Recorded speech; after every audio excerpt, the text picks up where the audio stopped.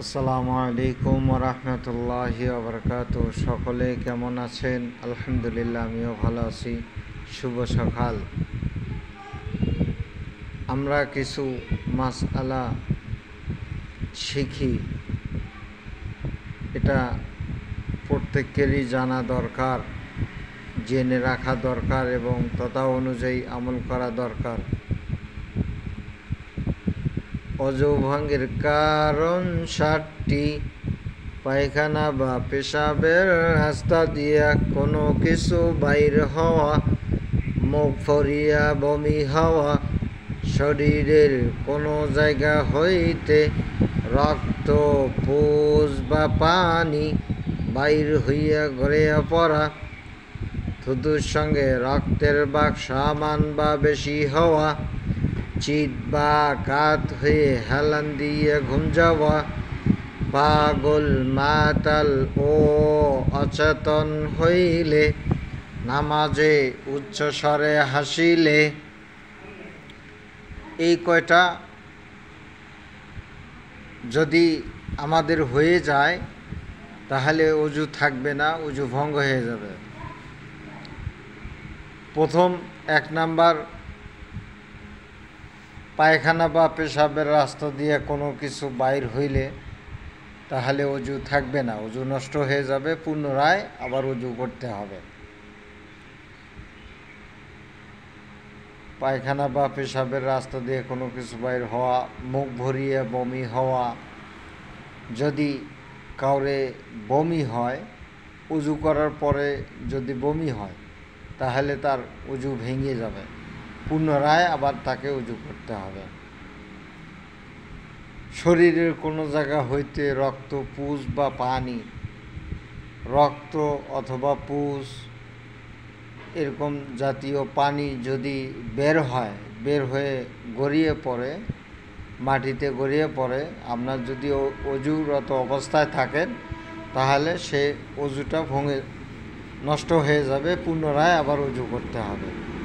এরকমভাবে যে 7টা বললাম, এই 7টার ভিতরে যদি এরকম হয়, মসজিদে আপনি গেছেন, আপনার ঘুম ধরছে, আপনি কোনো কিছুর সাথে হেলান দিয়ে ঘুম গেলেন, তাহলে আপনার অজু নষ্ট হয়ে গেল। এরকমভাবে যত রকমের যদি সমস্যা হয় তাহলে এই 7টার মধ্যে সমস্যা হলে অবশ্যই পুনরায় আপনাকে অজু করতে হবে। এরপরে বলা হয়েছে অজুর ফরজ 7টি। সমস্ত মুখ ধোয়া, দোনো হাতের কনুই সহ ধোয়া, মাথা মাসেহ করা, দোনো পায়ে টাকনু সহ ধোয়া। এই অজুর ফরজ 7টি। খুব খেয়াল করতে হবে, অজুর ফরজ 7টি আপনাকে সুন্দরভাবে পালন করতে হবে। যদি একটাও অমান্য হয়, যদি না করেন, তাহলে আপনার ফরজ তরফ হয়ে গেল, পুনরায় আবার অজু করতে হবে।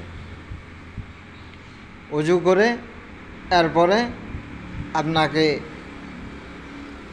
আবার নামাজে যাইতে হবে। গোসলের ফরজ 3টি। গড়গড়ার সহিত কুলি করা, অর্থাৎ আমরা মুখে পানি নিয়ে এরকমভাবে গড়গড়া করলে পানি মুখ থেকে ফালাই দেবো, এরকমভাবে 3বার করতে হবে। এবং 2 নাম্বার, নাকের নরম জায়গা পর্যন্ত পানি পৌঁছাইতে হবে।